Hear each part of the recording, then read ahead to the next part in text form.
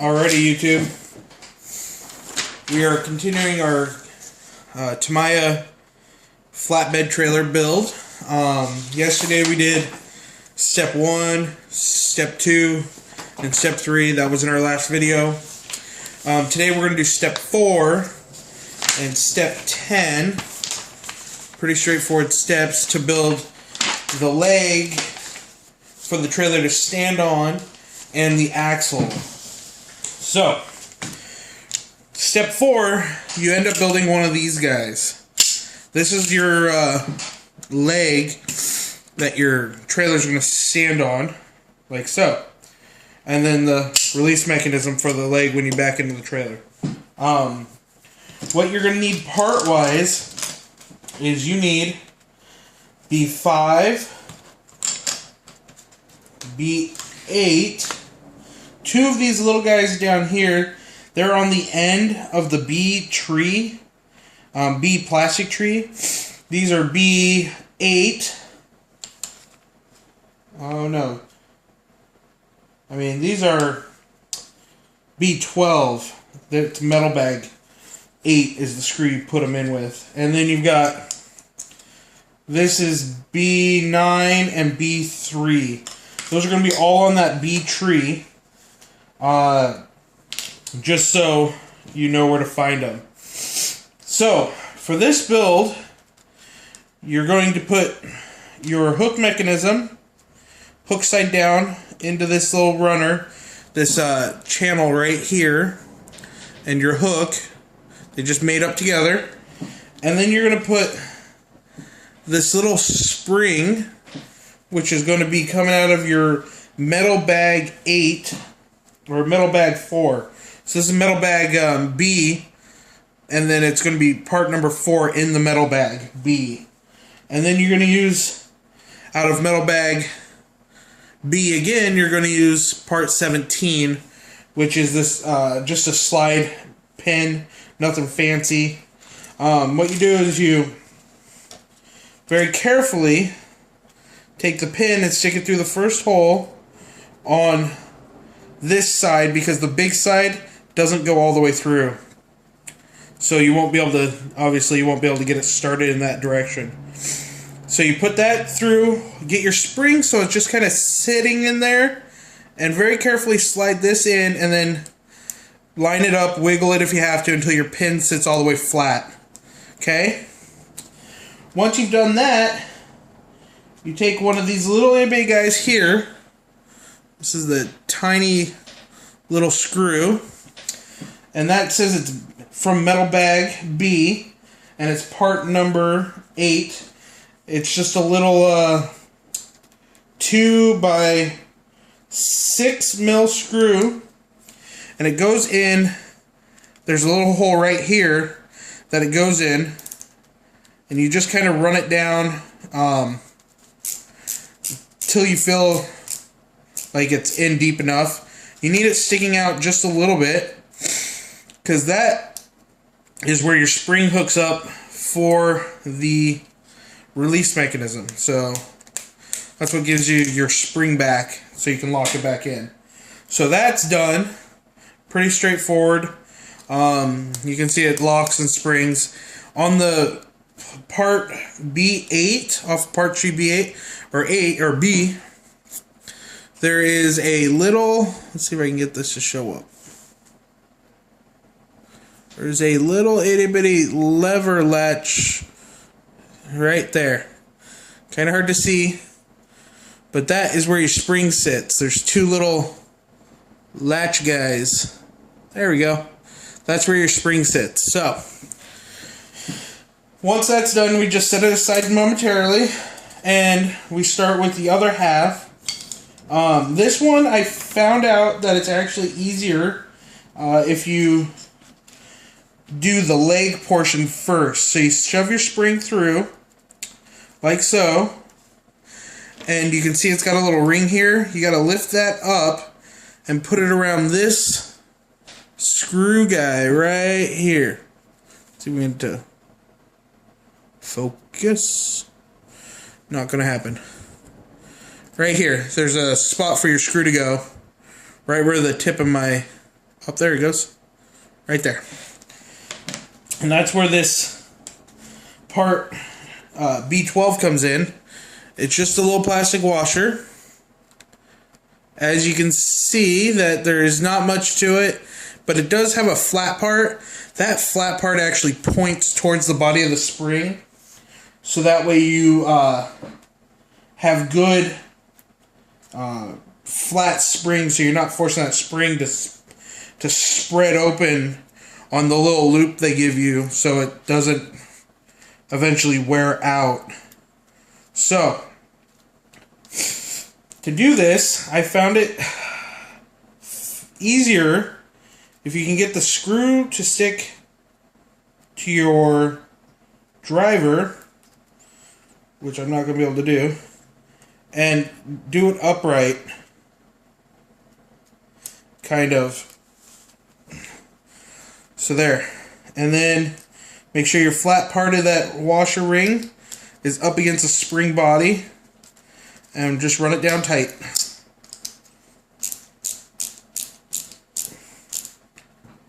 Nice and tight.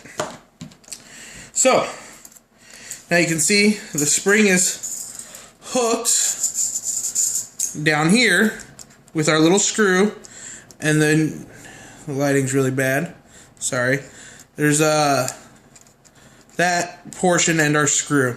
This is B12, the flat little crescent moon looking washer thing we got going on.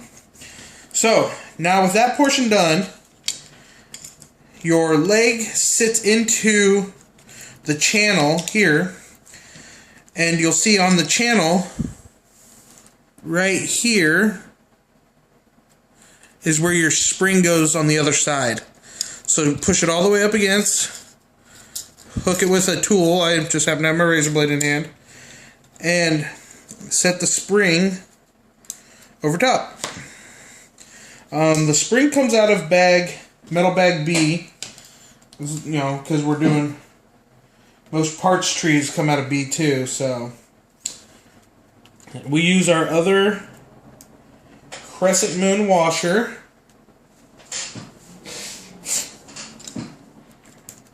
Nope, threw it on the ground. Crescent moon washer and our other screw. Give it kind of a little tilt to help you get that screw started, because, well, it's pretty hard to do otherwise. So give it a little twist. Make sure your flat portion of your washer is facing the spring. So this is our washer. Eventually. I wish I had like a better focusing camera. So this is our washer, and we want to make sure we turn it so that the flat portion, see right here, is facing down. We make sure our spring's all the way up, and make sure our spring is latched down right here in this channel, so it's not going to come back out and get pinched by that screw. So once you're done with that, just run that screw down.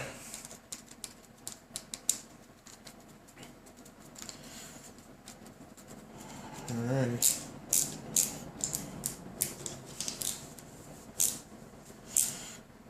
Alrighty. These two pieces are now go together, and you'll see that you have a functioning leg.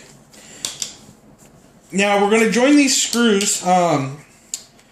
These three holes, this one here, this hole here, this hole here, and this hole right here, all use the 2x8mm screw that comes in the bag part, bag B, metal bag B, and they get tightened down. Obviously, just give them a nice snug tight. Don't go too crazy because you'll strip out the plastic or crack the plastic, which would suck. But just put that in, get your 3 screws set, like so. Now, our fourth hole, you notice that there's nothing holding this pin in. There's nothing going to hold that pin in. They actually give you a socket head screw, which is going to go in there, and they think the socket head sticks up enough. As you can see, sticks up enough to hold that pin down. So, we'll see how that works out. We'll just run that socket head screw down, like so. There we go. We have two functional legs. And when these two levers are pushed, two legs go up. Wham bam, thank you ma'am, right? So, with that out of the way, we're now going to jump over to, like I said, step 10. Right here, and build our axles. With the axles, they are going to be using metal bag C. You're going to get these two half axle shafts. You're going to use two of bag B, of part tree B. These are your axles, your actual axle. You're going to use a couple E-clips out of bag C. Luckily, these things are pretty big, so they're not going to go flying too far, hopefully. They'll be easier to hold on to. One nut, and just one screw. That's all it takes to put these together. So, what I did is I put the back one on first.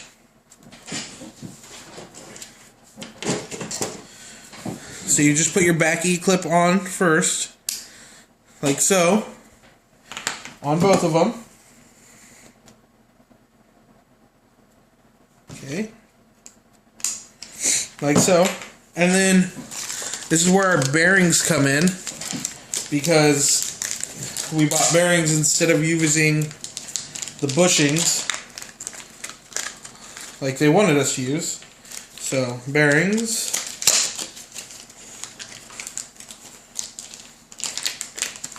Get them out of their bag. Throw the bags away so I don't have a huge mess.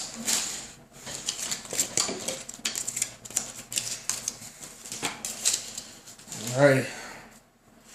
So each axle gets two bearings. They just drop it.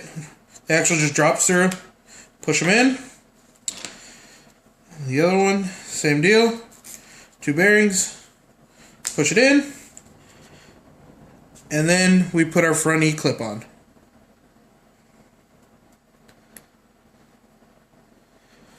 Like so. Well, maybe like so.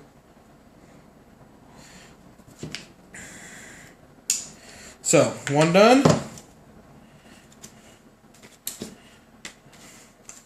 Put the other one on.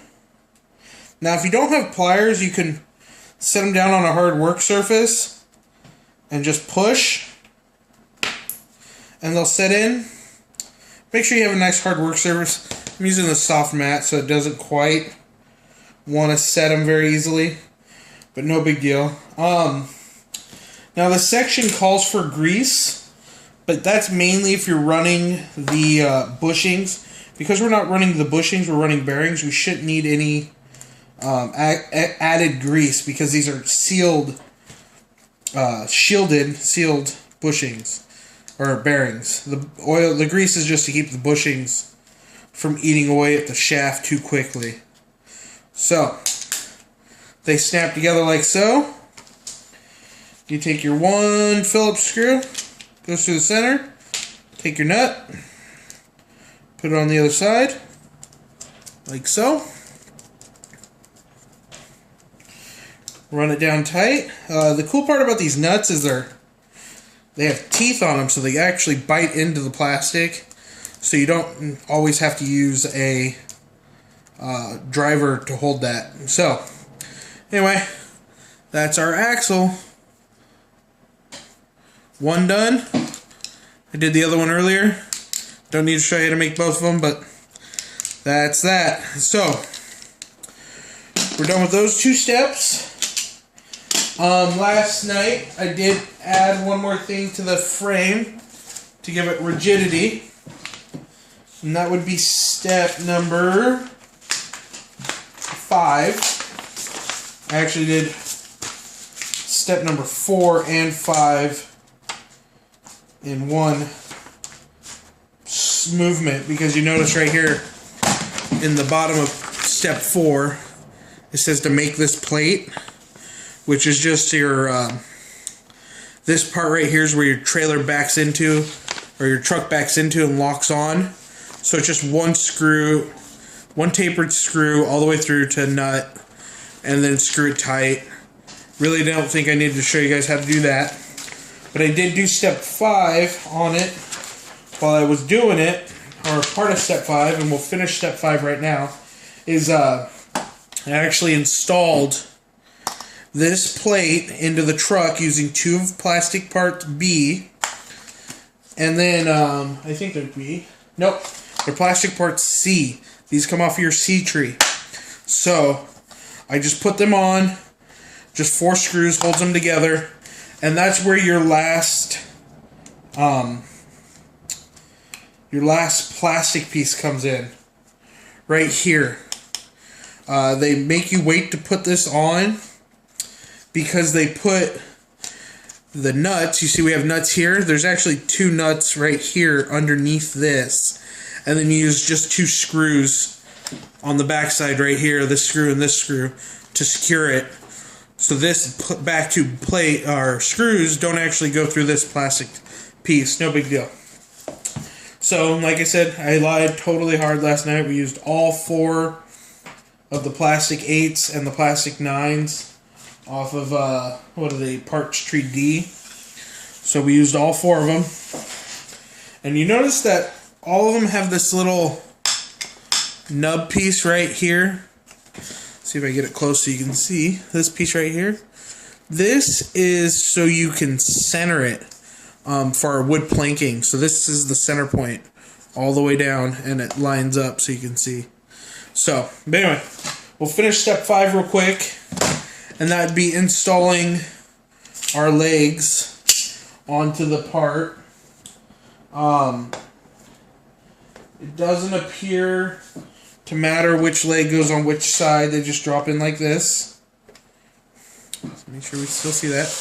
And we're going to use parts out of bag B, metal bag B, and there's 7, or part 7, screw 7, and it's a 3 by 12, which I've got, and then you just use a bunch of these lock nuts.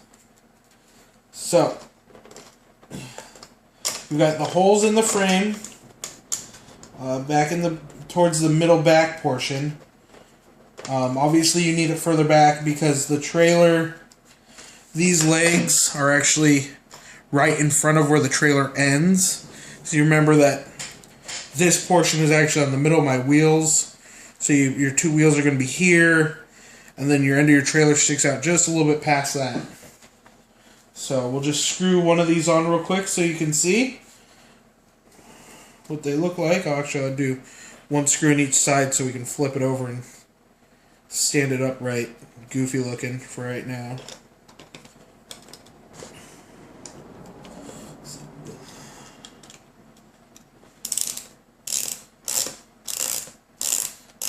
There we go.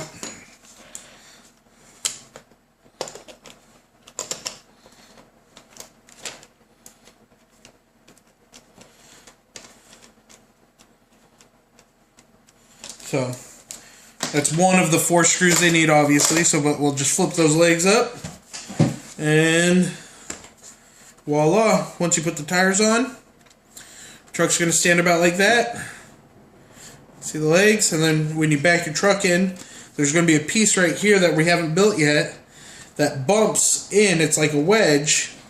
Right here, there's a piece that's like a wedge, and it pushes in and releases both the trailer or both the legs when the truck backs in, because we're not doing the electronic ones, at least not right now, maybe later. So anyway, guys, that's where we're at. I'm gonna go ahead and do this on my own time. Like always, comment, subscribe, tell me what you'd like to see more of, and I will try and make it happen. So, you guys have a wonderful day. Thanks for watching. Speedy Max sign off.